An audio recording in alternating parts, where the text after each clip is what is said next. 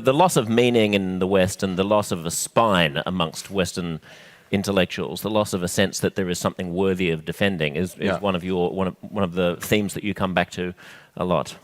Sure.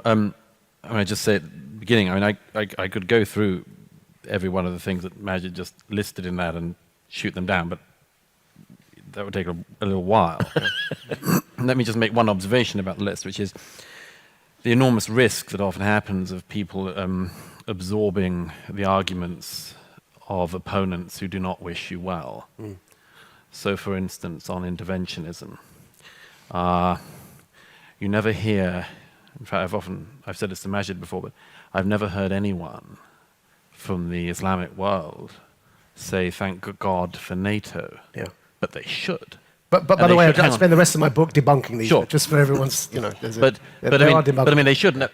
The reason I mention this is for the selective historical reasons which we in the West are at risk of imbibing.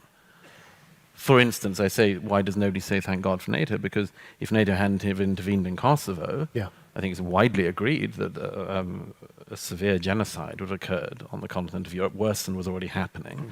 NATO intervened. We don't expect thank yous endlessly, but once will be something. And thank you, Douglas. So I have. It's not enough.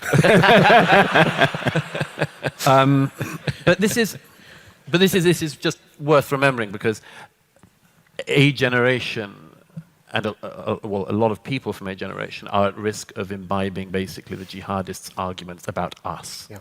And I just put that out there at the beginning. The second thing I'd just say quickly is, I mean, the fascinating thing now about looking at back, for instance, intervention in Afghanistan, is that, it's one of the great fallacies of history which we're always vulnerable to, which is to think that everyone knew in the past what we know now.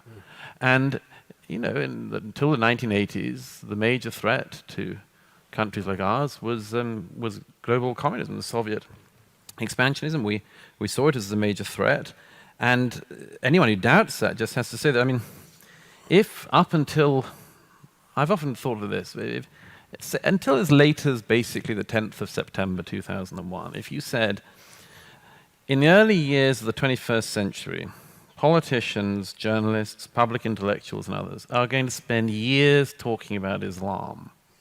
Say, what? Why? How come? It's not that interesting. It's not that vital in our societies. It's a bit of our society. It's not overwhelming.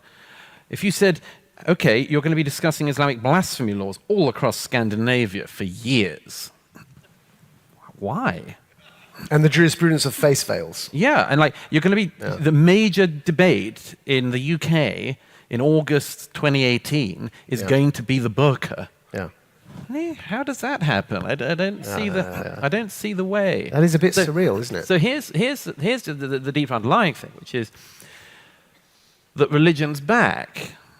And most people in the West don't know how to talk about it or think about it. And I've just got this endless concern about this matter, because I've had this conversation, as I think a lot of other people here have, for years with politicians and others, and they still don't understand the nature of this. And I just give you one example quickly. A little while ago, I was speaking to a TV producer who came over to me at a party somewhere and said, it was at the height of ISIS. And she said, what do ISIS want, Douglas?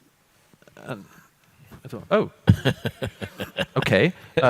Well, they're actually quite upfront about it generally. Yeah, they're quite. They've done a lot of speaking about this and a lot of writing, and they basically want to bring about they invite the world to Islam and bring about the end times.